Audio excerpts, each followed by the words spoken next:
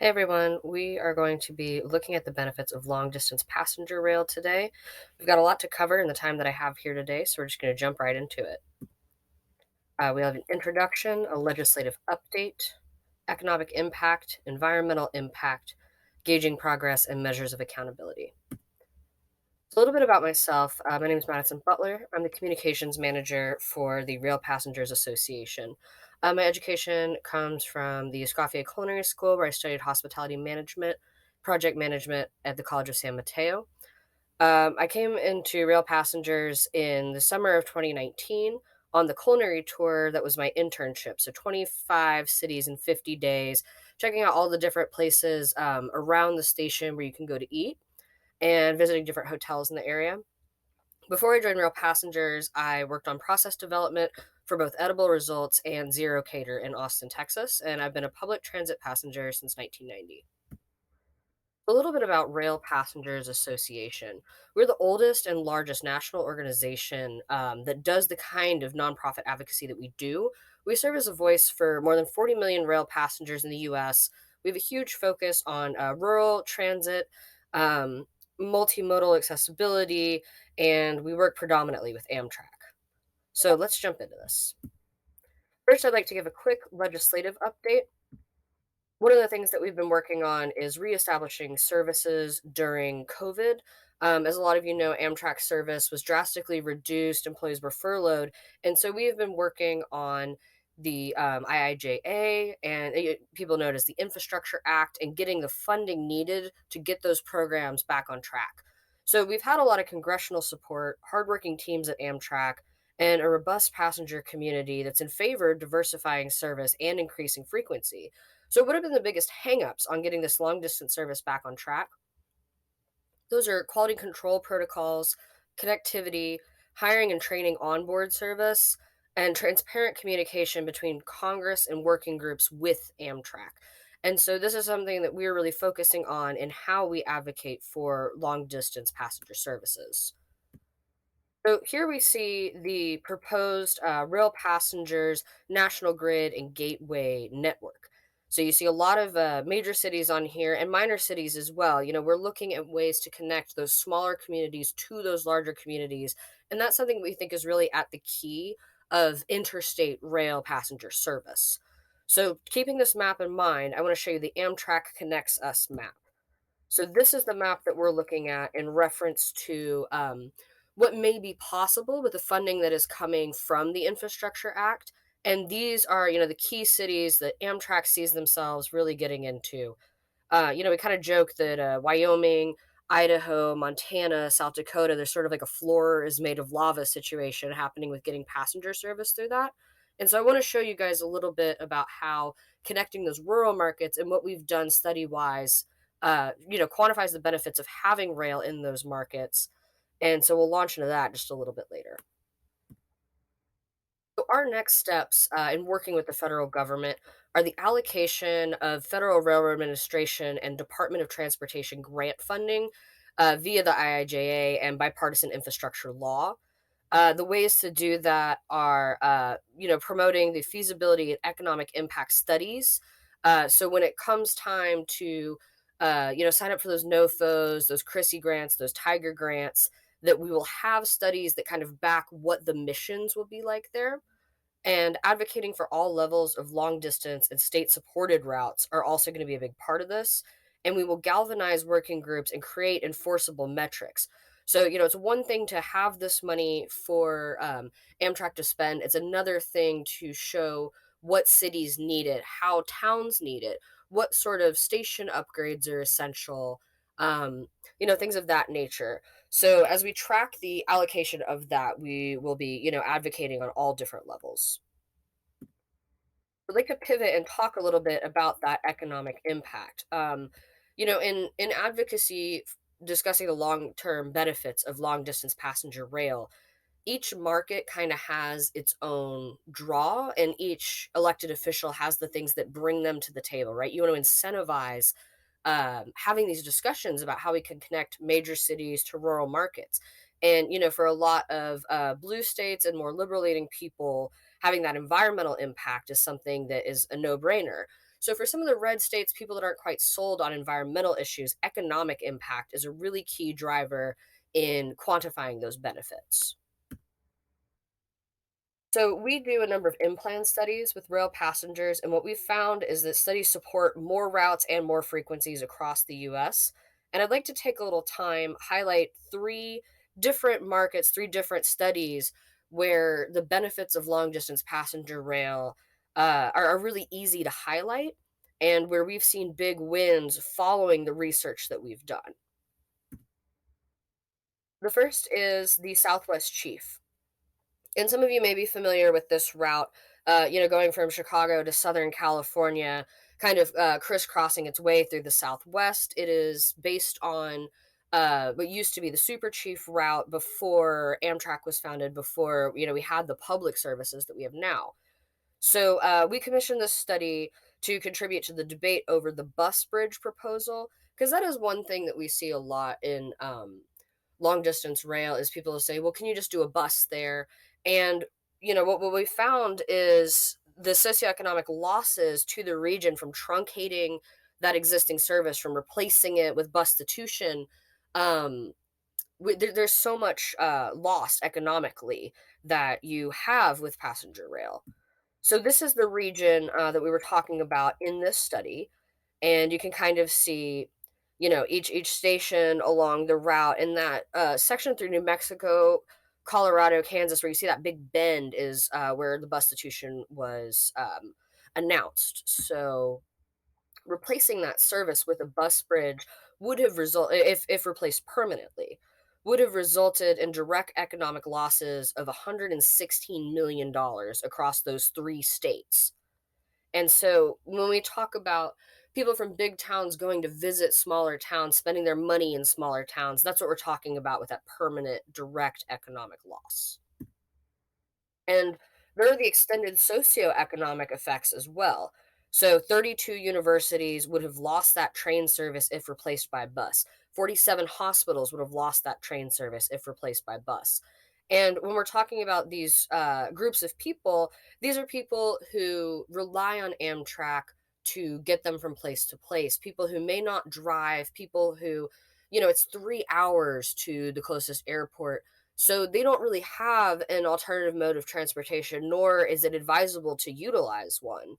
And the bus bridge communities that have the lowest median income are those who were served along that route. So it's even, more classist to have this sort of separation of low income families who, don't necessarily have accessibility or safe transit to then have their only safe means of transit replaced by a bus, which may or may not be ADA compliant.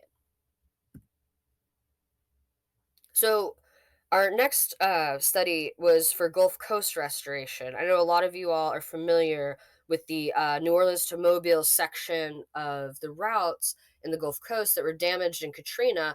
And though they were cleared for freight to go back through, they did not clear Amtrak service to go back through, nor was the funding to restore those services cleared. So we worked in partnership with Transportation for America, the University of Southern Mississippi, and the Southern Rail Commission to push for the restoration of service spanning the Gulf, which restores jobs that were permanently lost and access to millions of residents in the Deep South. So this is the map from the Southern Rail Commission, showing what an extension from New Orleans to Baton Rouge, as well as New Orleans across initially to Mobile and then all the way across to Florida. And so we really want to see this restoration, and we have a lot of evidence that supports this restoration.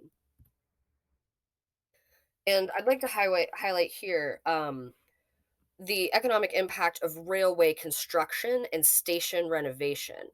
So, if you look at the projected investments here in your column to the left versus the benefit to cost ratio on the right, these temporary economic benefits are jobs coming in, are construction mandates being put into place, and that sort of initial boom that you get from this kind of renovation. So, looking at, from a 1.81 to 1 to almost an 8 to 1 benefit to cost ratio, to me, it seems very obvious that, these are investments worth making. And what this does for our rural communities as far as connectivity, These are places that have been historically disenfranchised. These are places that have, carried the weight of socioeconomic impact in climate adverse and climate disrupted communities. And so, we kind of want to fold that economic incentive in with the environmental incentive in that regard. And our third study is the North Coast Hiawatha. So when I was saying earlier about that sort of floor is made of lava region in southern Montana and down to Wyoming, um, we produced a study for the Big Sky Rail Passenger Authority, and we were looking at the feasibility of establishing this new service and the long-term benefits that could be generated. And when we say restoration, it is in fact that back in the private rail days of dubious labor practices, this was a region that was serviced and has not been for 42 years. So when we talk about the disenfranchisement of these rural communities, a huge way that we can see a solid return for taxpayers and businesses is by following these studies with action. So we assessed that restoring this daily service and having an Amtrak service through this route could generate $271 million in economic benefits to the seven states returned, and it would only cost Amtrak $68 million a year to operate. This is 66% cost offset by collection of $41 million each year in fare and revenues. Securing almost half a million passengers, and it'll reach a steady level of operation, including up to 30,000 new passengers who otherwise would not travel at all if this train did not exist. So this is obviously a no-brainer. It's a major major benefit to connecting America, to getting people from Seattle, from Chicago, to come through these areas, and it creates a destination in a place that has been economically disenfranchised for so long. And then here we just have a quick map that is a route comparison. And so you can see that black line along the top is the existing route, the Empire Builder, which has been a huge performer for Amtrak. It's a route that a lot of our members and advocates hold very dear to them. And then this red line underneath shows what potential stops could be for the North Coast Hiawatha. And these are the markets that we, looked at the effects of adding this service. So this slide, I just want to pause on this for a moment. So using our in-plan economic modeling tool, we were able to show the annual induced new state visitor spending. And, we're looking at amongst these states, and mind you, these are kind of low projections, um, millions in new spending. And what this does to these markets, in new spending, is having people who historically would not go to these places come and explore these places. And I think, to do it in a way that is car free, to do it in a way where you could load your bike onto the Amtrak and come check this out, is something that's really unique and gives you that freedom of mobility without having to worry about the accessibility or affordability of private passenger vehicle. The second slide shows the annual tax revenues that would be created by this service. And again, millions. So, what we're seeing is not just people coming in and spending money in these mom and pop shops, infusing cash into these, somewhat closed off corridors, but also a tax return. Then we can then argue with our elected, or for our elected officials, to our elected officials, that, the revenue will end up paying for the service over time. And it's sometimes hard to argue, whether something that is inherently a public service should pay for itself, much in the way that a lot of urban advocates argue that collecting fares should not justify the service. And so being able to highlight these tax revenues definitely helps those conversations. So those are kind of our key takeaways from the economic impact section. And then I would like to move on to the environmental impact section next. So when we talk about energy efficient mass transit, these are some of the numbers that I include in the one pagers that we give to our advocates. Public transit saves the US $4.2 billion, billion gallons of gasoline annually. We're reducing carbon emissions in the US by 37 million metric tons. Um, 3.3 billion gallons of fuel were wasted in traffic congestion last year. And that's another thing that we talk about a lot in long distance passenger advocacy. Reducing the passenger mile, reducing the wear on roads. Because I don't believe that we're going to get every car driver, off of the highway. But by putting people who don't want to drive or don't need to drive on the train, it frees up, that space, that use of fuel, and it still contributes to a reduction in greenhouse gas emissions, a reduction in wasted fuel. Um, and we kind of, this is a broad number, but individuals can typically avoid driving 4,000 miles each year by taking public transportation. And these numbers are based more on interstate travel than commuter travel. Another benefit is the smaller footprint. So it takes 16 lanes of highway to carry as many people per hour as just a single two-track railroad. Two-track railroad.